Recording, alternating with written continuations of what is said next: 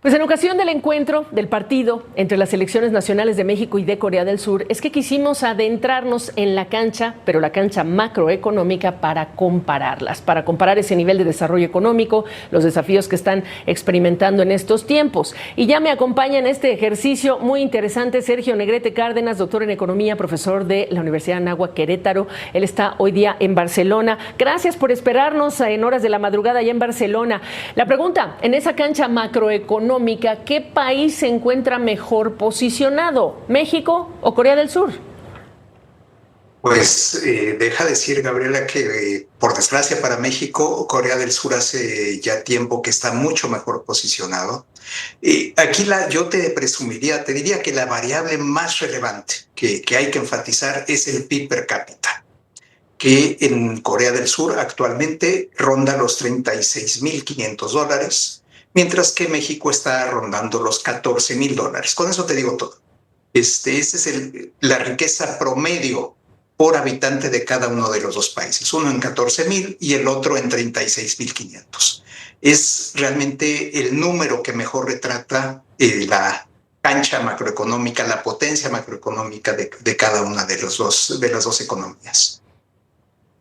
Y detrás de ese número, evidentemente hay que recordar que Corea del Sur viene creciendo a tasas altas en los últimos años constantemente, pero ¿cómo se llega a esas posiciones tan diferentes? ¿Es algo que acaba de pasar? ¿Es algo reciente? ¿Es una trayectoria de mucho más tiempo? No, es una trayectoria larguísima. Lo que tú tenías a principios de los años 60 era increíble. Corea del Sur, el PIB per cápita era una cuarta parte que el de México. Así, una cuarta parte. Ahora es más o menos 2.6 veces el de México, por los números que te acabo de comentar. ¿Qué es lo que ocurrió de entonces a la fecha? En los 60, 70 crecieron bastante los dos países. A partir de los 80, los dos tienen una crisis de deuda. México a partir de ahí se estanca y Corea despega como un cohete. Es impresionante el crecimiento coreano, sobre todo 80s, 90s. Y dices, bueno, ¿y qué hubo detrás de esto? Corea ya se había enfocado al sector externo, a las exportaciones desde los años 60. México empieza realmente a hacerlo con fuerza en los 90. Estás hablando de 30 años de diferencia de enfoque. Dices, bueno, pero ya tienen el mismo enfoque, de acuerdo, en cuestión de sector externo, sin duda. Pero hay variables como es la educación, que hasta el día de hoy Corea está muy por encima de México. No en número de años de escolaridad, son más o menos similares. Estamos hablando de la calidad educativa y sobre todo lo que la educación te trae combinado con la innovación tecnológica, que eso Corea despuntó y México, por desgracia, no pasa de ser un país maquilador. Y entonces la pregunta era esa, al final lo acabas de decir, pero ¿cómo ha venido apalancando cada uno de estos dos países ese enfoque hacia el sector exportador? Porque incluso cómo se apalanca, cómo se aprovecha también ese escenario, pues es lo que marca la diferencia.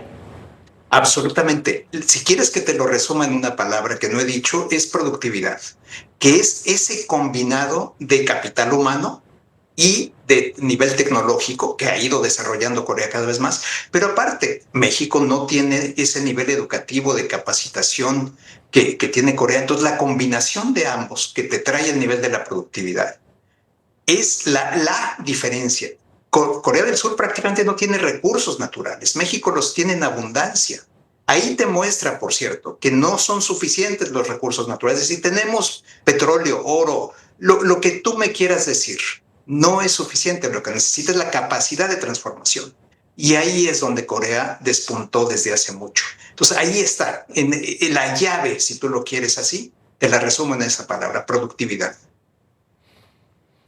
Y esto es muy importante porque al final es el humano, el factor humano en el centro de la estrategia de desarrollo y es un tema en el que los países que no tienen esos recursos naturales han tenido que apostar a lo largo de los años y eso parece también ser el tipo de apuesta que han venido haciendo los gobiernos, las estrategias en torno o no a la persona, a los habitantes, a los ciudadanos y no necesariamente a la explotación de recursos naturales.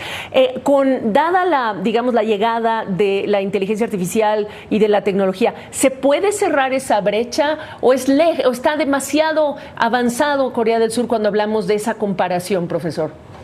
No, ya está demasiado avanzado. Me encantaría decirte como mexicano que podemos cerrar la brecha, pero no, precisamente para explotar la inteligencia artificial, para hacer uso así de aprovecharla realmente en todo su...